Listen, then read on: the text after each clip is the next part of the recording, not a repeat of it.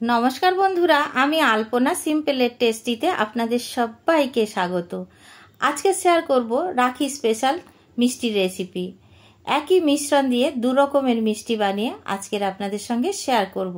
আজকের মিষ্টি বানাবার জন্য এখানে একটি প্যান নিয়ে নিয়েছি, তার মধ্যে মেজারিং কাপের 1 কাপ লিকুইড দুধ দিয়ে দেব।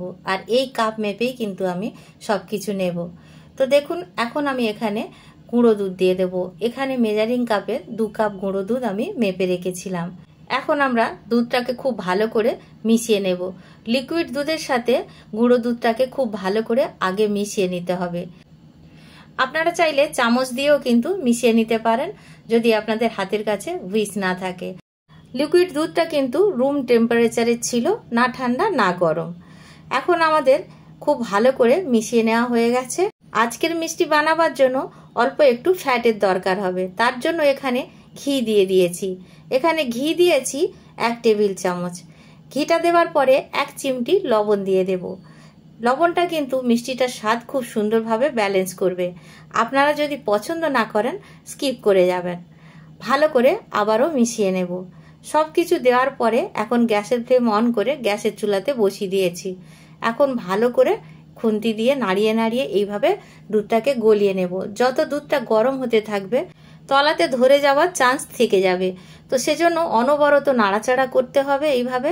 আর নাড়াচাড়া করতে করতে দেখুন খুব সুন্দরভাবে গাঢ় দুধ তৈরি হয়ে যাবে।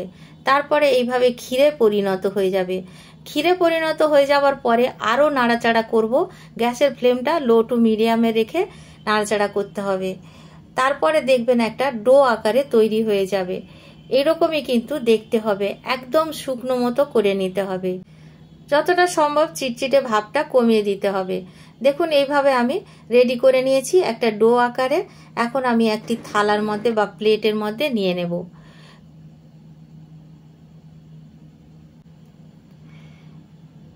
সম্পূর্ণ ক্ষীরটা নিয়ে এখন আমরা ঠান্ডা হতে দেব।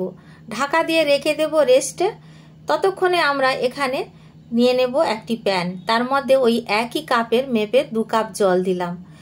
এখন দিয়ে দেব ওই একই কাপের মেপে 1.5 কাপ চিনি। আমি আগের থেকে চিনিটা মেপে রেখেছিলাম। চিনিটা ভালো করে জাল করে নিতে হবে।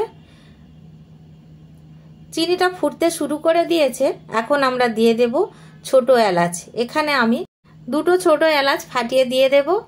আপনারা চাইলে এখানে জাফরান দিতে পারেন বা কেওড়া জল বা গোলাপ জল, আপনাদের যেমন ফ্লেভার পছন্দ বা সুগন্ধ পছন্দ সেটা কিন্তু দিয়ে দিতে পারেন। এখানে এই সময়ে কিন্তু দিয়ে দেবেন যদি আপনারা অন্য কিছু ব্যবহার করেন। আর দেখুন ভালো করে ফুটিয়ে নেব। 1 তার 2 তার বা কোনো তার কিন্তু আমাদের এই চিনির শিরার মধ্যে আনার দরকার নেই। চিনিটা গলে যাবার পরে 1 মিনিট ফুটিয়ে নিলেই হবে। এখন খুব সুন্দরভাবে ফুটতে শুরু করেছে। আমরা অপেক্ষা করব পুরো চিনিটা গলে যাওয়ার। দেখুন ভালো করে চিনিটা গলেও গেছে, 1 মিনিট হয়েও গেছে। এখন আমরা দেখে নেব কেমন দেখতে হয়েছে। দেখে নিশ্চয়ই বুঝতে পারছেন খুব বেশি কিন্তু চিটচিটে ব্যাপার নেই। এরকমই অবস্থায় নামিয়ে নিতে হবে। এখন গ্যাসের ফ্লেমটা অফ করে দিয়ে চিনি শিরাটা সাইডে রেখে দেব। এখন আমরা দেখে নেব আমাদের যে মিশ্রণটা ছিল সেই মিশ্রণটা ঠান্ডা হয়েছে কিনা। মিশ্রণটা ঠান্ডা হলে তারপরে কিন্তু আমাদের এই কাজটা করতে হবে। তবে খুব বেশি ঠান্ডা করে নেওয়ার দরকার নেই, হাতে সহ্য হবে তেমনটা গরম থাকতে থাকতে আমরা মেখে নেব। তো একটু বেশি গরম আছে, সেজন্য আমি একটু স্প্রেড করে দিচ্ছি সব দিকটা যাতে তাড়াতাড়ি ঠান্ডা হয়ে যায়। এখানে দিয়ে দেব 1/4 চামচ বেকিং পাউডার। তার থেকেও কম দিয়ে দেব বেকিং সোডা। একদম 1 চিমটি মতো বেকিং সোডা দিয়েছি। এখানে যোগ করব ময়দা। ময়দা আমি এখানে দিয়ে দেব 2 চায়ের চামচ। যদি মনে হয় পরে আমাদের প্রয়োজন আছে তাহলে আমরা ময়দা পরে আবার দেব। আর কতটা ময়দা দিচ্ছি আমি আপনাদের পরে শেয়ার করব। তো দেখুন বন্ধুরা, এখন খুব ভালো করে মেখে নিতে হবে।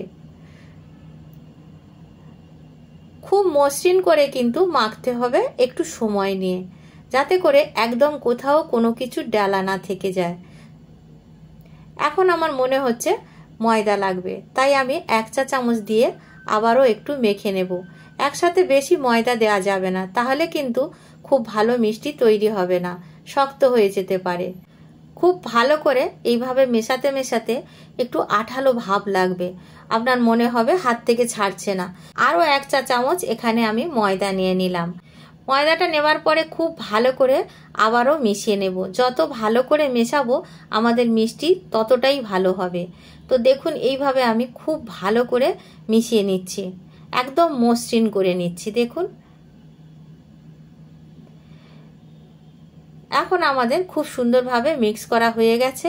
এখন সুন্দরভাবে এক জায়গায় করে নিয়েছি, আর দেখুন হাতটা কতটা চিটচিট করছে, এইরকমই কিন্তু চিটচিটে থাকবে। এখন আমি হাতের মধ্যে অল্প একটু ঘি লাগিয়ে নিয়েছি। এখন মিশ্রণটিকে ভাগ করে নেব। তো খুব ভালো করে সব দিকটা কিন্তু কাঁচিয়ে নিতে হবে, একেবারে নষ্ট করা যাবে না। এইভাবে খুব ভালো করে কাঁচিয়ে নিতে হবে।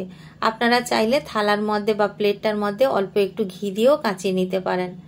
এখন দেখুন একটি ডো আকারে করে 2 ভাগ করে নিয়ে ছোট ছোট লেচি করে নেব। আপনারা আপনাদের পছন্দ মতো সাইজের করে নেবেন। আমি মিডিয়াম সাইজের বানাচ্ছি। এইভাবে খুব সুন্দরভাবে সবগুলো একই সাইজের করে বানিয়ে নিতে হবে। নিশ্চয়ই আপনারা দেখে বুঝতে পাচ্ছেন সবগুলো কিন্তু একই সাইজের হয়েছে। এখান থেকে একটি লেচি আমি নিয়ে নেব, আর সেই লেচিটা দিয়ে প্রথমবার মিষ্টি বানিয়ে আপনাদের দেখাবো। দেখুন এইভাবে আমি বানিয়ে আপনাদের 2-1টা দেখিয়ে দেব। দেখুন প্রথমে গোল করে নিতে হবে, তারপরে একটু লম্বাটে করে নিতে হবে। আপনারা চাইলে সবগুলো কিন্তু গোল গোল বানিয়ে নিতে পারেন গোলাপ জামুনের জন্য। তো আমি 2 রকম করে বানাবো। আর দেখুন এইভাবে ল্যাংচার শেপ দিয়ে নেব। কত সুন্দর দেখতে হয়েছে। এখন মনে হচ্ছে খুব ছোট ছোট, কিন্তু এগুলো যখন আমরা ভাজবো তখন একদম সাইজের ডাবল হয়ে যাবে। তো দেখুন বন্ধুরা আরও একটি দেখিয়ে দিলাম। এইভাবে বানাবো। এইভাবে বেশ কয়েকটা আমি বানিয়ে নেব। প্রথমে সবগুলো কিন্তু একসাথে ভাজা যাবে না, তাই কিছুটা এইভাবে বানিয়ে নেবার পরে আমরা ভাজতে চলে যাব, আর ভাজতে ভাজতে বাকিগুলো বানিয়ে নেব। দেখুন এইভাবে আমি বেশ কিছুটা বানিয়ে নিয়েছি। আর বানানো কতটা সহজ দেখে নিশ্চয়ই বুঝতে পারছেন। যে কেউ কিন্তু বানিয়ে নিতে পারবেন।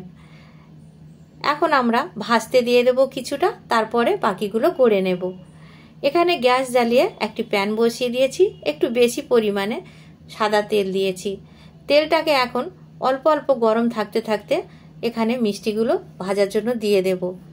খুব বেশি কিন্তু গরম করে কখনোই মিষ্টি ভাজার জন্য দেয়া যাবে না, লো টু মিডিয়াম আঁচে রেখে দিতে হবে। আর এইভাবে মিষ্টিগুলো যত কটা একসাথে যাবে তত কটা ছেড়ে দেব।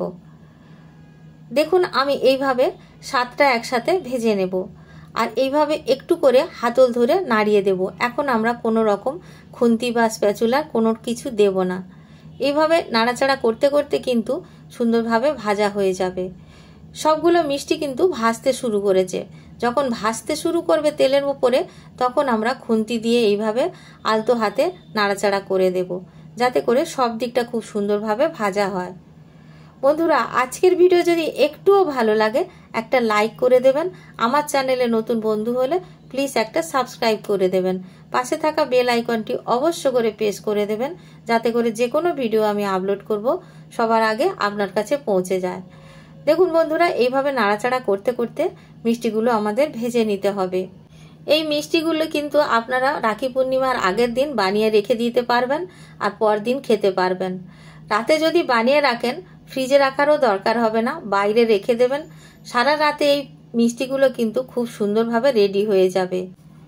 1 ঘন্টাতে কিন্তু আপনি অনেক বেশি মিষ্টি বানিয়ে নিতে পারবেন। খুব বেশি কিন্তু সময় লাগে না এই মিষ্টিটি বানাতে। প্রথম ব্যাচটা ভেজে এইভাবে তুলে নিলাম। সেকেন্ড ব্যাচটা এখন ভাজতে দিয়ে দেবো একইভাবে। তারপরে আমরা আপনাদের আরও একটা স্টেপ দেখাবো। তো এখন আমরা সেকেন্ড ব্যাচটা ভাজতে দিয়ে দিই। গ্যাসের ফ্লেমটা কিন্তু অফ করে দিয়েছি। হাতে যদি সময় থাকে তেলটা আরও ঠান্ডা করে নিতে পারেন, তাতে আরও ভালো রেজাল্ট পাবেন। তো দেখুন বন্ধুরা গ্যাসের ফ্লেম অফ করে রেখেছি, তাতেও কিন্তু এতটা ফুটছে। পরে আমি গ্যাসটা জ্বালিয়ে দেব, যতক্ষণ ফুটছে ততক্ষণ থাক। এখানে আমি দেখিয়ে দেব আপনাদের আরও একরকম মিষ্টি বানিয়ে। দেখুন এখানে ল্যাংচাগুলো কিন্তু আর একটু ছোট ছোট বানিয়েছি, আর কয়েকটা গোলাপ জামুন বানিয়ে নেব। তো একই মিশ্রণ দিয়ে কিন্তু আপনি 2 রকম 3 রকম করে বানিয়ে নিতে পারেন। তো একইভাবে আমি সবগুলো গড়ে নিয়েছি, আর এখন ভাজতে দিয়ে দেব। তেলটা কিন্তু আমি এখন একটু ঠান্ডা করে নিয়েছি, যাতে করে খুব সুন্দরভাবে আমাদের মিষ্টিগুলো রেডি হয়। আর দেখুন আমি সবগুলো ছেড়ে দিয়েছি আর কত সুন্দর দেখতে লাগছে। হালকা হাতে এইভাবে একটু তেলটা নাড়িয়ে দিলাম। এখন কিন্তু আমরা মিষ্টিগুলোতে খুন্তি বা স্প্যাচুলা লাগাবো না। অল্প একটু ভেসে উঠলে তারপরে আমরা আলতো হাতে নাড়াচাড়া করে দেব। দেখুন একইভাবে আমরা নাড়াচাড়া করতে করতে মিষ্টিগুলো ভেজে নেব। আর মিষ্টিগুলো দেখুন নিজের থেকে উল্টে পাল্টে সুন্দর হয়ে ভেজে যাচ্ছে, নিজে নিজেই ভাজা হয়ে যাচ্ছে। দেখুন এরকমই কিন্তু সুন্দরভাবে রেডি হবে। আর মিষ্টিগুলো কতটা যে সুস্বাদু খেতে লাগে বলে ঠিক বোঝানো যাবে না। আপনারা এইভাবে বাড়িতে বানাবেন আর তারপরে কমেন্ট করে আমাকে জানাবেন। এইরকম মিষ্টি বানিয়ে আমি যাকে যাকে খাইয়েছি সবাই কিন্তু আমার প্রশংসা করেছে।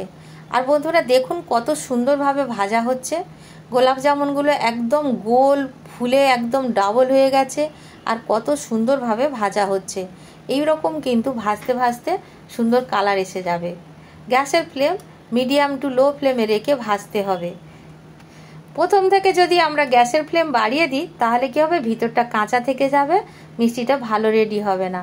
দেখুন কত সুন্দর দেখতে হয়েছে। এখন আমরা মিষ্টিগুলো তুলে নেব।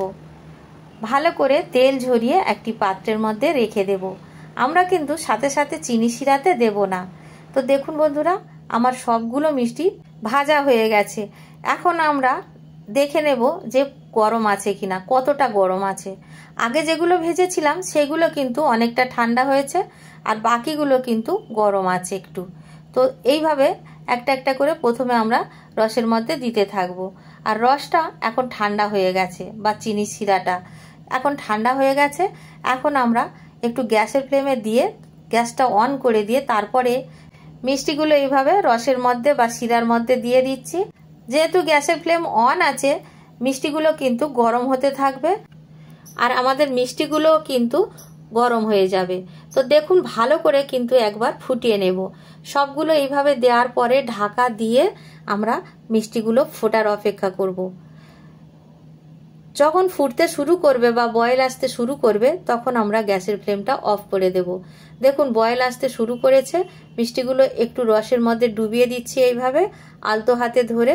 তারপরে আমরা গ্যাসের ফ্লেমটা অফ করে দেব।